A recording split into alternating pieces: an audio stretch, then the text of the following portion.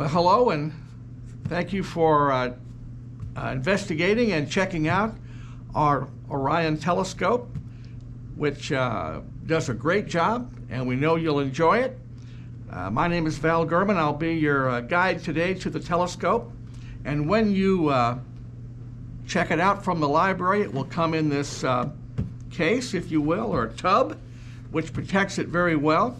And on the lid, it has the components that you will get that will be in the container. You have the telescope itself, two eyepieces that change your power, your magnification. You'll have a finder and a lens that will double the power of your eyepieces, and also some material on the stars, a star chart, and a planisphere. So quite a number of things in the case, and the lid opens quite easily like that. And the telescope itself, all assembled, and you pull it straight up out of here. Doesn't have to be detached from anything. It comes straight up, and you set it on a tabletop, and it's almost ready to go. One thing you will have to do, if you notice, the finder and the eyepiece that you look through are rotated down, and that's to get it into the case. There's a little knob on the left side here. You loosen that up, and you simply rotate the tube like this to where I think it should be, which is with the eyepiece to the left as you look down the tube from behind. So this is to make it easier to view through the instrument. After you've done that, you take this little knob and tighten it up, and now the instrument is ready to use. So once you've done this, the telescope has a cap over the main lens, the main mirror. You take this and set it aside. This opens up the telescope so you can look through it. And there's a smaller cap right here where the eyepiece goes.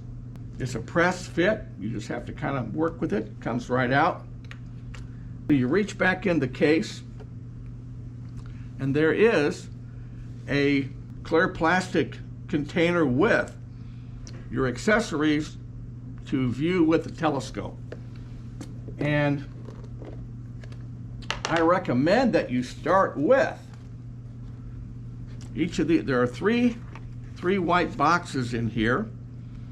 The largest one is called a Barlow lens, and you could say it's a doubler.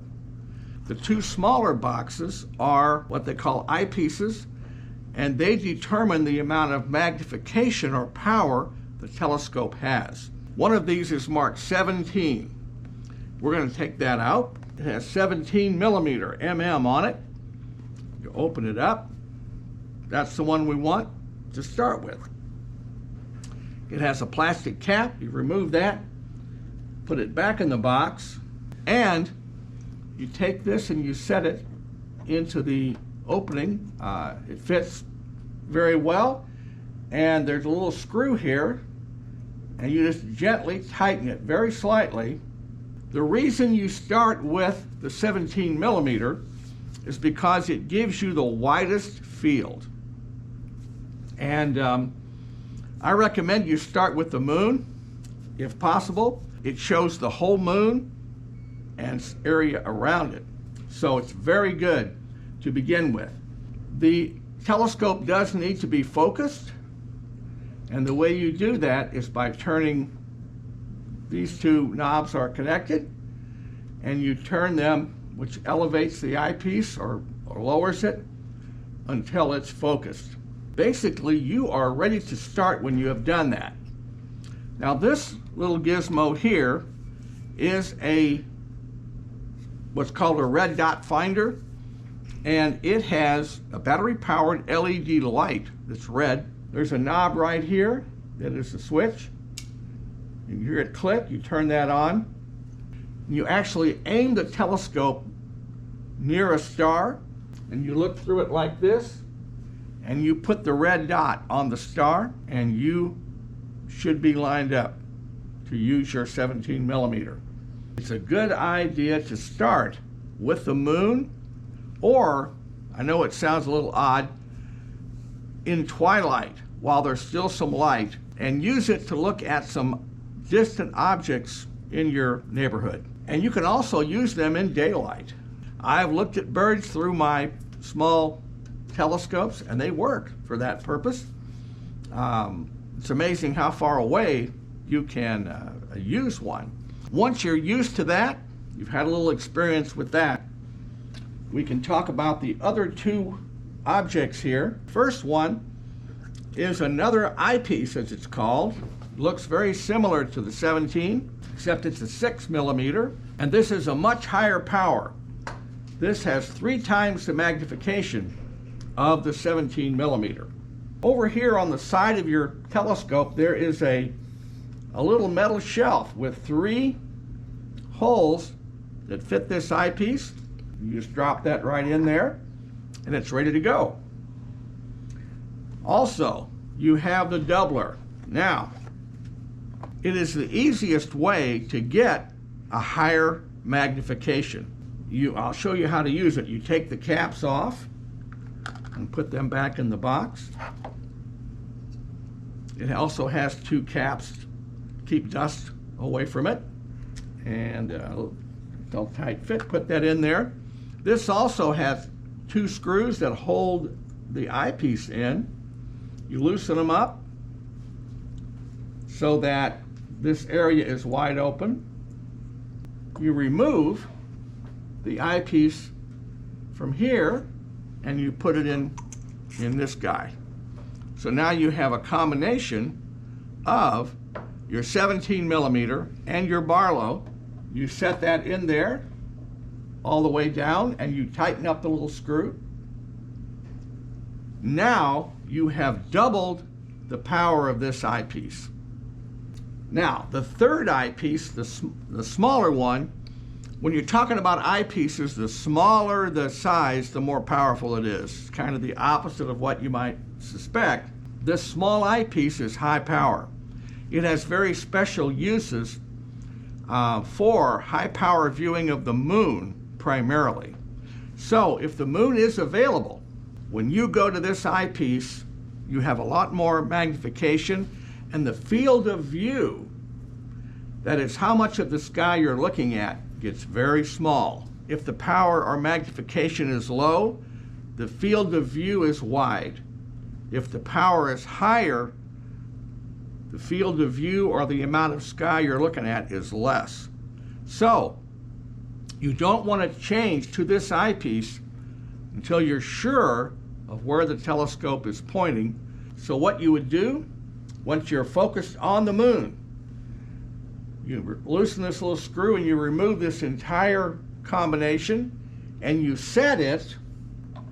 Remember, you have your shelf like this. Then you take this guy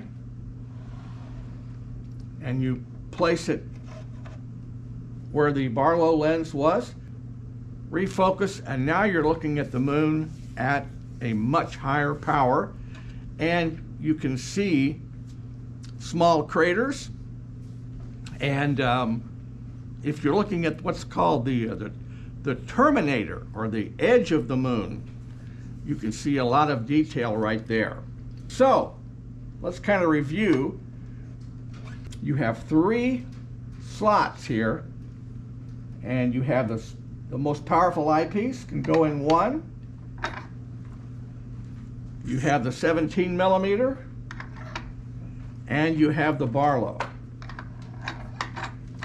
Now you'll almost certainly have one of these in all the time. So let's go back to the 17 and we'll place it here.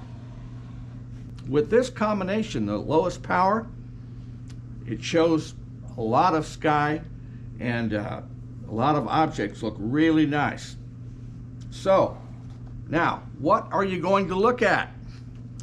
Very interesting. We have a couple of things to help you with that. First off is what's called the planisphere, and comes in a plastic pouch. I've had one of these for many, many years. I use it a lot. Doesn't require batteries. It never runs out of power. It's always ready to go. And the way it works, has a window here that shows you about a third of the sky, what you're going to see at any given time, any given evening. The way you find out what part of the sky, along the edge, it has the month and the time of day. So let's imagine this video is being made in late March. So let's say April 1st, just because. And we're going to observe it, let's say 8 p.m. So along the edge we have the months, and April 1st is right here. And then on the inside it has the time of day. So 8 p.m. is over here. So we rotate this wheel, the wheels, there's a back wheel with the stars, and then an overlay that has the little window with the times. We turn this to 8 p.m. If you can see this, 8 p.m. is against April 1st. We line this up. Here's April 1st and here's 8 p.m. We rotate the window. These are the stars that are going to be in the sky on April 1st at 8 p.m. You have the eastern horizon, the western horizon, south and north. So, for instance, at this time of year in the spring, if we rotate this so that the western horizon is down, we're looking west. And there's all the brilliant stars of the winter sky are there. Let's say it's August 1st, and I'm going to be observing at 9 o'clock. It gets dark very late in August. So I find August 1st, which is here, and I'm going to say 9 p.m. now. I have to rotate the disk this way. Here's August 1st, 9 p.m. Let's find them here. Once you get onto this, it's very quick. I turn the disk around again. The most beautiful part of the summer sky coming up is our Milky Way in Sagittarius and in Cygnus. Beautiful, beautiful skies up here. So this is very great help. Like I say, I've had one of these since the 1970s. I hate to say that I'm that old. And I have it with me almost all the time if I'm out observing, because it's very useful for planning, and it will show you what's going to be available at any given time.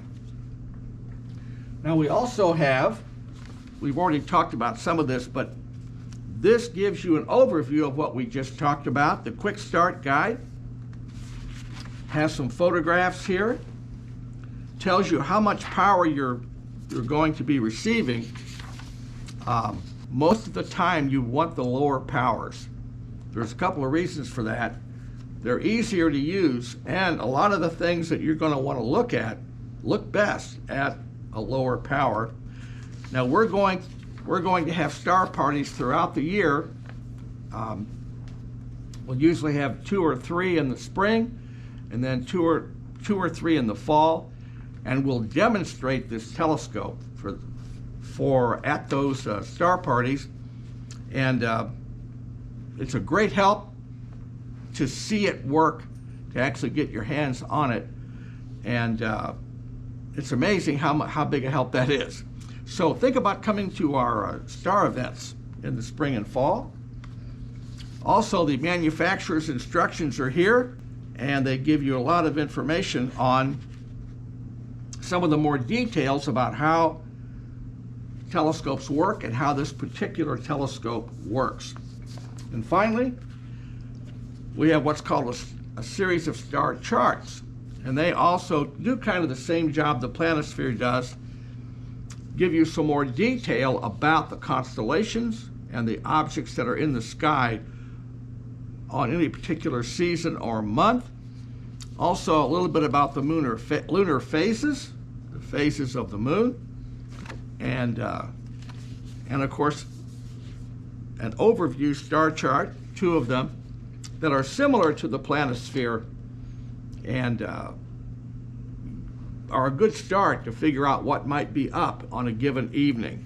This is a great thing for getting an idea of what you might see, and then the planisphere can dial you in as to for the exact day that you're going to be observing and tell you what might be available. So overall, once again, start with the lower powers and try to start with the moon and get used to the telescope by using it in twilight or even daylight. It's a big help when you're starting out to be able to kind of see what's going on and then use the telescope with some light so that you become familiar with how things look through the instrument and how it moves, how fast things move when you adjust it. It's a big help when you're beginning to do those things. Very briefly, when you are complete and you'd like to put it up for the night, very simple process. You kind of reverse what you did earlier. We'll start with the Barlow lens. It has the 2 caps, and there's the dark one goes in the top, and you just slip it back in, and there's 2 little screws. You turn down a few turns. You don't have to tighten them hard. And then there's a plastic cap here. Goes back in the box. You have to kind of finesse it a little, and then back into the plastic case. And the 17 has a plastic cap and just the 1 cap. And make sure you get the one marked 17 to put it back so that you know what you've got the next time. You put the box back together with the cap and back in the plastic container. And finally your 6mm. It has a white plastic cap, just 1 cap. Put it back in the bottom of the box, white box, and it's marked 6. And back in the clear plastic container. It has a lid, very simple to do. You just clip the little plastic clips, and that is safe, cannot be harmed. The telescope itself has 2 caps. A dark one, almost, it's the same as the Barlow, and it goes back on here. And you can tighten the screws up just 1 turn. You don't want to tighten them up hard, just leave them loose. And that holds that. And then this is the main cap that goes on the front, and it just snaps in. You just kind of locate it and give it a little push. It goes right on. And you're almost ready to go. Your star charts, the planisphere goes back in its envelope, or it has a little pouch. Slips in there. And then these 2 are in this blue folder, like that, no problem. So what I would do is set these to the side. Now, 2 things. First, always check the red dot finder and make sure it's off. If you do, the battery will run down, and the next time you use it, you won't have it. This is something to think about. There's a little knob right here. You turn it to the left till it clicks, and it's off. Please do that. And they'll run a long time, but a few days, they'll run down. So remember to turn it on when you begin, and turn it off when you're ready to put the telescope away. And you only have to do one thing, and that is reverse what we did at the very beginning. You loosen this little knob right here, few turns, and you can turn the telescope in the sleeve here, and you rotate it to where the finder is about straight down, like that, and you tighten it back up. You don't have to crush it, just snug, and then rotate it here to its level. You come back to this, and literally you just pick this up and set it straight down in there, and it's amazing how easily it fits. A little awkward at first, but it goes right in there, and it's held very securely. It really can't be harmed. These should last many years. And then you set this, I think over here, kind of where you'd like to, and then these go next. And it is secure. It would be a very unusual event that might harm this when it's in this case. And you take your lid and snap it, and it's ready to use again for the next evening or whenever you have a chance. With the weather we've had here, this is 2023, we haven't had the greatest weather, but you never know, it could be great later. Well, thank you very much, and I hope you enjoy your telescope, and hope to see you at the library soon.